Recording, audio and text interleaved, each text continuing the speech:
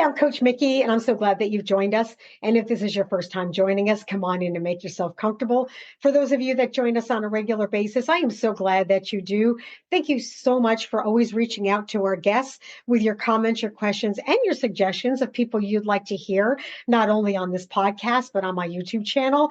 And we have had a plethora of incredible guests that have come on. And I am so grateful for each and every one of them because they always got something to share that I find valuable that not only helps me as an individual, but also gives you a little something that you can take within your life and help you. And today I'm really excited. This is going to be fun because being a gal from New York, and as you know on my podcast, on my YouTube channels, sometimes I speak very fast. Sometimes I don't finish a sentence.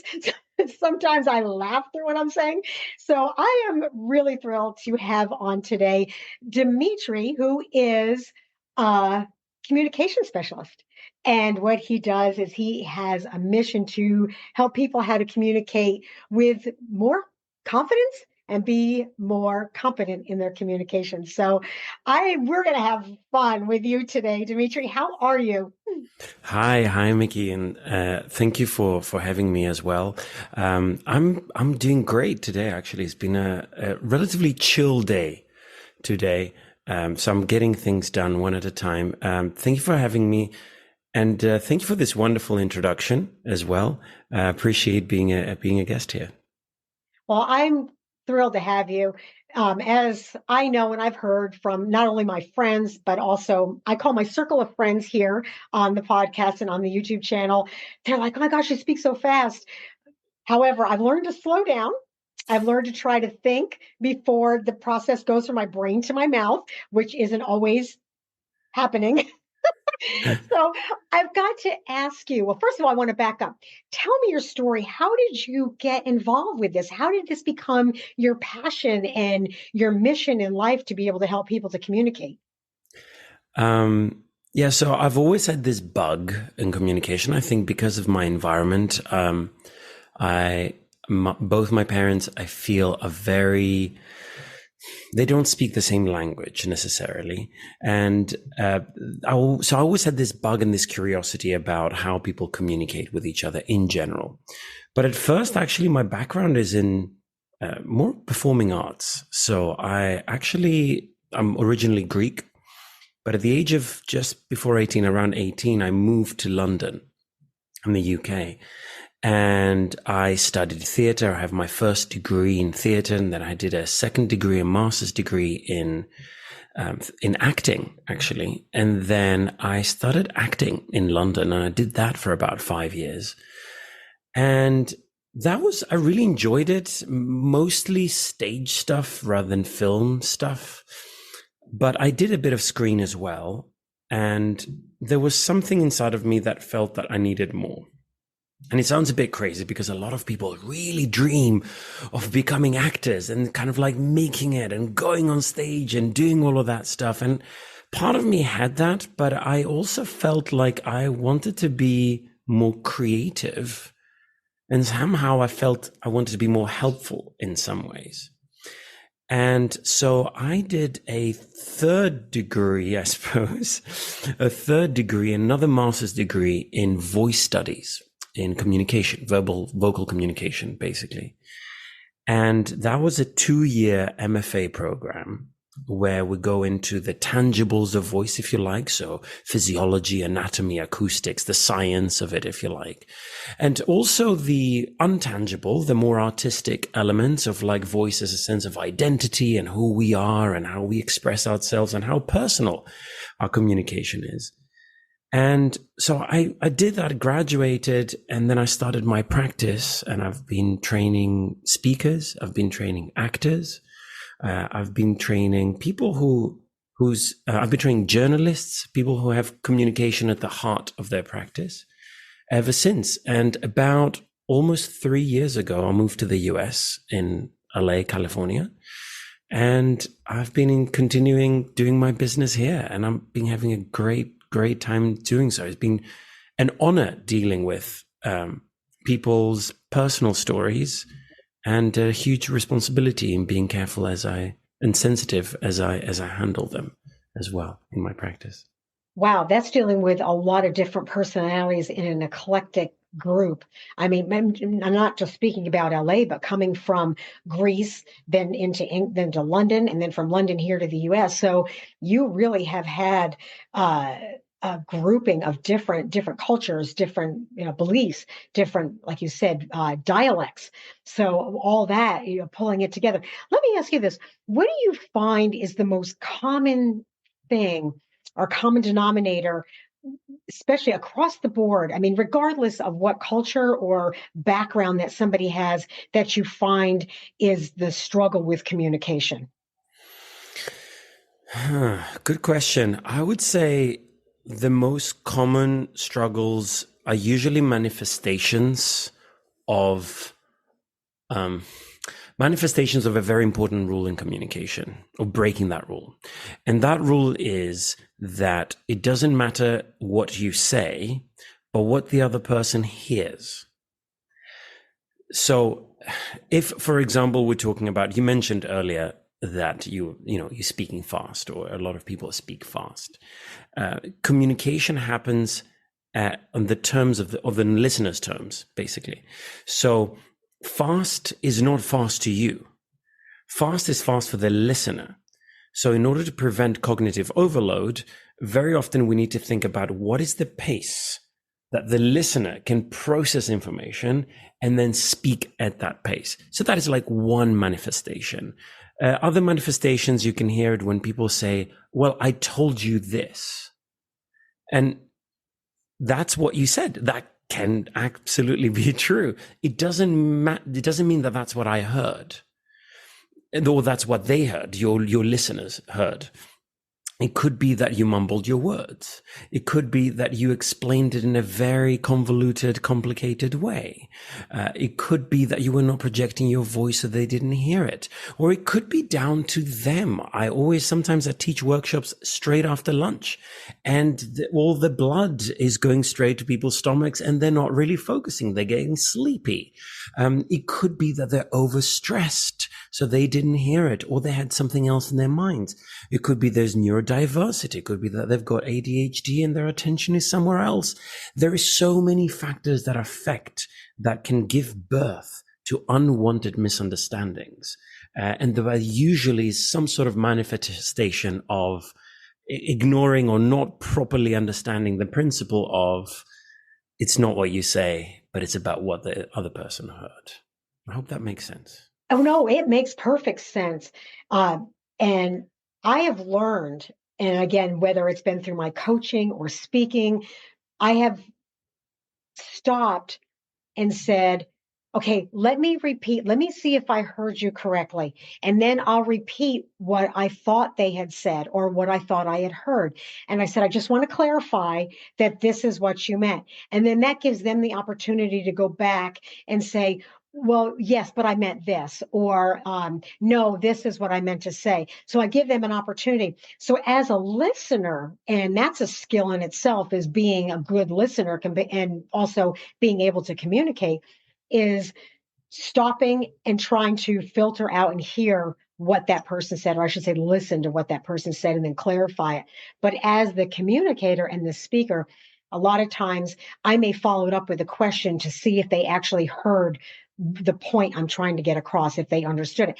The other element I wanted to ask you about is how often do you find when people are communicating that they react instead of responding?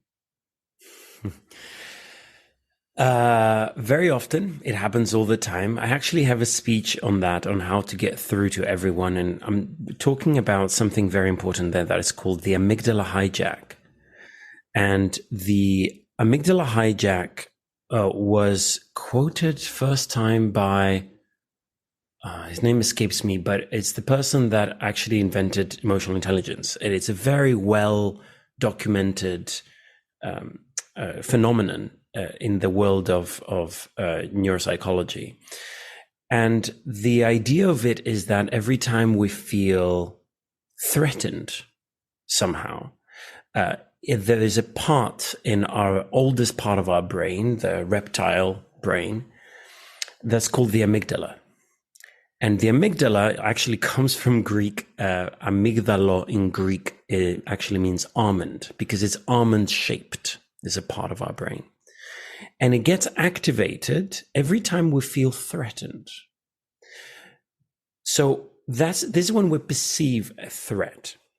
Now, the oldest part of our brain is also responsible for things like fight, flight, or freeze, all sorts of automatic processes that we don't necessarily have a lot of direct control over, as opposed to the newest part of our brain, for example, prefrontal cortex, that is responsible for rational and logical thinking. And when we communicate with people, we generally, especially in work environments, would like them to stay in that new prefrontal cortex kind of part. Now, so we want to keep them away from the amygdala. What happens, though, is the moment someone feels threatened, the amygdala gets activated and it hijacks the conversation and communication. So this is when we see, as you said, people reacting rather than responding, because they are on impulse control. They don't have very good impulse control in that moment. They're just being emotional. And the most deliberate, systematic approach to bring them back to some sort of logical, rational way of thinking is futile. So hence why we talk about the amygdala hijack and ways of bypassing that.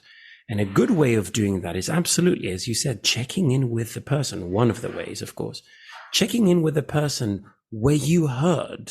Did you understand what they meant to say? And it actually shows to them a good intention behind it, that your intention is not to react, not to go to attack them, but your intention is to understand them, which is in very short supply nowadays. So it's hugely appreciated most of the times.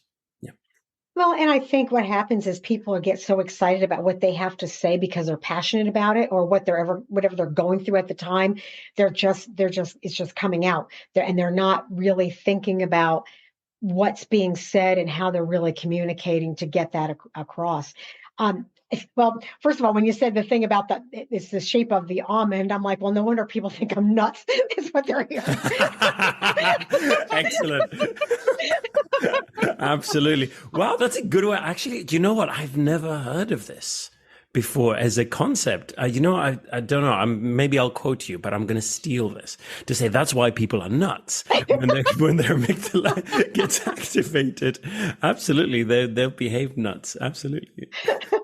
Well, it makes sense. So I want to get back to your acting, because that's a form of communication, especially on stage, because you have to be very animated. And I know for myself, and I shared with you off air, that when I do a lot of keynote speaking, that people listen or they learn through different elements. Some is through audio, some is through seeing, some is through doing, and some is just, absolutely has to be hands-on. So I know as a keynote speaker, when I'm on stage, I said I'm very animated because I want to be able to cover every single one of those elements when I'm speaking. What would you suggest when someone is standing, obviously, communicating either with an individual or with a group, or like in business? What are the most important things that they should keep in mind when they are communicating with that eclectic type of people to get their point across? So do you mean generally in business, what should they be keeping in mind? Well, I think like when I'm standing and speaking to a group of people, there's people that learn by hearing, seeing, doing, or they have to touch it. But when you're standing on stage, you have to be able to communicate more clearly, because obviously they're not coming up and hands-on with me. Yeah. So how would you get across as a communicator, communicating to those different types of people, to be able to make it clear on what you're saying to get your point across, or to get your your message to these people? Is there different elements or structures you can do? Look here, I'm not even communicating what I'm trying to say. No, it's okay. It's okay. You're doing great. You're doing great. Absolutely. So So the first one, first thing is you mentioned different kinds of people. And I will say generally, because of the principle that I mentioned earlier, the first thing you do when you're doing any sorts of public speaking or communicating for that matter, is if you can see how much information you have about the people you're speaking to. So start conducting some sort of an audience analysis of who they are, because the same message needs to be communicated differently to different kinds of people. This is something that that a lot of people in the marketing world know very, very well when we're dealing, for example, with targeting different specific groups. And now, nowadays, social media, a lot of companies have so much information about us. So they craft the messaging to appeal to the way our brain works. So that first thing is how you need to, first of all, customize your material for the people that you're speaking to, not what you think is best. I say sometimes if you go fishing, the bait needs to be tasty to the fish, not to you. And that's the mistake. We tend to go, I love this. Let me put some pasta as the bait, and no fish goes anywhere near it. So again, it's about understanding how they think rather than what you think. But in terms of specifically adjusting your communication for public speaking, I would say specifically one of the two biggest components, just on the top of my head, is one is size. So we need to understand that everything needs to be bigger if you're on stage, assuming that you have a reasonable sized audience. So we're not talking about 5 people, we're talking about more, right? We're talking about 50 or 100 or more. The other question I would ask is my voice going to be amplified? Because if there's no mics, then I need to be projecting my voice. Again, it's size. But it's easy because my voice, the good speakers understand that if my voice is amplified, I don't need to project my voice. So then I'm able to have a conversation with my voice while using body language that suits the size of the space I'm in. And that can be challenging to do at first, but it's a technique that you can be trained in. I would say the other component is that everything needs to be a little bit clearer and a little bit slower, because generally big groups move and think slower. We tend to go, okay, blah, blah, blah, blah, blah, and it's just like, oh, calm down, wait. If you've cracked a joke, you need to wait until they're done laughing before you continue speaking. There needs to be kind of like different, so time gets distorted, especially when a lot of us are nervous around people, when we're in front of people. We think fast and then we start moving faster, which goes against what we need to be doing, which is actually slowing down. So I would say time gets distorted and space needs to open up. These are the two big differences as you are moving towards public speaking. Well, the other communication skill that I think is lacking is the communication between two individuals. Whereas the keynote speaking is, and I understand that with the timing and everything else, and that's a great element. I want to backtrack on that and say that, yes, I heard everything you said, and that's great insight. But I'm also thinking when people come up to me later on, that one-on-one communication, or even just in a relationship, or a communication between you and your significant other, or even communication between you and your children, it really has the same type of element, because you need to stop, think about what you're going to say to be able to communicate it in the direct aspect so they understand it and hear it correctly, or take into consideration what they may be thinking or needing at the time to be able to articulate your communication clearly. I mean, doesn't it kind of work hand in hand? Absolutely. And what you're referring to there is it's in the world of interpersonal communication. Interpersonal means basically two people talking to each other. And I would say, yes, we need to think clearly before we speak. I also want to say, as a coach, I live in the real world rather than the world of theory. And I would say it's also unrealistic to expect everyone to think very carefully before they open their mouth the whole time, 24/7. We are emotional humans, and we are impulsive humans sometimes. And I think this is where it gets a little bit more challenging to say, oh yeah, I'm hungry. My kids are screaming at the back of the car, and my husband or wife or whatever calls me, my partner calls me, and they pick up the phone. They ask me to do one more thing today. And I expect to think very carefully, as I am breathing, taking conscious breaths, as I have the kids screaming, and as I'm navigating rush hour traffic, and give a very well structured and calm and composed answer to my partner. It's a little bit unrealistic. So this is when we start moving, I would say, from interpersonal to intrapersonal. And intrapersonal communication is the communication you have with yourself. And in that moment, it's important that after you snap, because you're likely to snap, let's be honest, after you snap, to kind of go back and say, hey, reflect within yourself and go, I didn't handle this very well. And then based on your principles, your morals, who you are, you're going to act accordingly. Either, for example, share it with a person to say, hey, I'm so sorry. That was not okay. I'm realizing this now. Can we build a bridge? I understand that was not okay. Or if you have different principles or something else that you may choose to hide it or whatever, continue as if it's not happening, brush it under the carpet, being scared of the other person's response, whatever it is, you take the appropriate action, whatever it is for you. But it's important to also understand that, to live in the real world and understand that this is the theory. Yes, absolutely. And there's a chance that in our everyday life, we'll fall short of that. And we need to be kind to ourselves rather than getting a whip and start whipping ourselves going, oh, I didn't do that. It's okay. Like, all of us go through this. I will go through this myself. Like, I also have arguments and I also misbehave, and then I go and apologize, and it's okay. Well, yeah, I mean, that's just human nature. We're going to say things that we don't mean based on like you said, that emotional pressure cooker, when you're, like you said, you're at your last straw and you're like, oh, I can't take one more thing. And you're right that it comes back down to your values.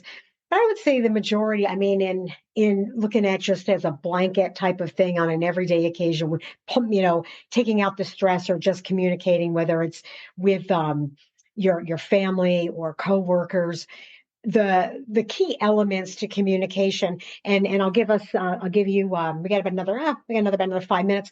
So why don't you give us kind of maybe 5 steps or 3 steps, or how many you think that people could take away that says, okay, this is something I could work with today that could help me to communicate what I need to communicate with my spouse, my coworkers, or whatever.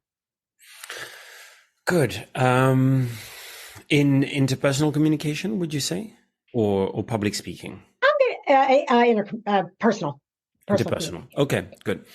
So in interpersonal communication, I will say that the first thing to consider was what I said. Just think from the perspective of the other person. How they're receiving something. The second thing is, as you are speaking to them, notice what their reactions are there and then. Have they lost interest? Are they looking at their phone? Are they looking away? What is happening? Is it something that you're not communicating very well? Perhaps these kind of non-verbal cues will tell you whether that's actually happening or not. And finally, the third thing is to not assume that your understanding is correct. So active listening, we call this active listening, to make sure that the other person, that your perception of the other person is accurate. It could be that you ask them to clarify or specify something. It could be that you are, what you said earlier, you're just checking in with them like, hey, I'm receiving this in this way. This is what I understand. Is that correct? And there is nothing that will make them, we are in this world to be heard and to be witnessed. And we rarely get that. So much of the frustration is when we're being talked at rather than being talked to, or even better, talk with somebody else. And we're really not receiving that. We receive sales calls. We don't feel like we're being understood. People like pushing their agenda on us all the time. And you will be so valued if you're beginning to think of the other person and listening to them and understand them and speak from an honest place, that you will be so valued straight away that you will also begin to forge more meaningful relationships, whether it's with your colleagues or people in your personal life. Thank you. That was great, because a lot of people don't understand that. And I think if they take those steps, it's going to change. It changes everything, because I really think relationships fall apart and the basis is communication. Either they're not expressing what they really mean, they need, or, again, like you said, listening, and having that. And it's a two-way street. They always say, communication's a two-way street. Well, I have had so much fun with you, and you have been great and allowing me to just be me in my communication. Of course. What we were saying, is it okay if I share what we were saying earlier? Sure. Yeah, before we started recording, we kind of mentioned like, hey, I'm from New York and I speak in this way and all of that. And I said, like, we should not have one specific way of communicating with each other. It is important for everyone who's listening to understand that it's okay for the personality to come through as they communicate. I'm not advocating for all public speakers or all speakers to sound exactly the same. It would have been a very, very boring world. So, of course, have the audience in mind. But it's so important that you and your personality also shines through when you communicate. It's so valuable. So, absolutely. Sorry for taking that extra time. I just thought it was important for me. No, I'm glad you did. Because I think what you offer is very important. And I want everybody to know, please, please, please reach out to Dimitri. All the links are going to be embedded in the podcast, if you listen to the podcast, but also they'll be embedded into the YouTube channel. And I want you to reach out to him, because I think his insight and what he has to offer is very valuable, whether you're doing it for business, whether you're doing it personally, or even just a couple tips on to learn how to communicate and listen, even for yourself. It's going to make your life so much better. And I always wonder too, Dimitri, how much do we miss out on because of our listening skills? Or we're so wrapped up in what we want to say next in our head that we didn't even hear, and we missed out on something so valuable and so important, and that's going to be another podcast. I got to have you back for that one. Another time. Yeah. That's another whole thing. Exactly. Thank you so much for having me as well. You've been a great host. It was so easy to just go on the fly and just ask these questions. It was great. I was having a conversation. Really enjoyed it. Thank you. It was fun. Thank you so much. So thank you for you guys for being with us. I am so grateful that you are here. Please, please, please reach out to Dimitri. Again, the information's down in the links. And I love the fact that you guys communicate not only with me what you're looking for, but also the suggestions on who you'd like to have on. So until then, remember, the most courageous thing you can do is be yourself. Until our next podcast, we'll see you.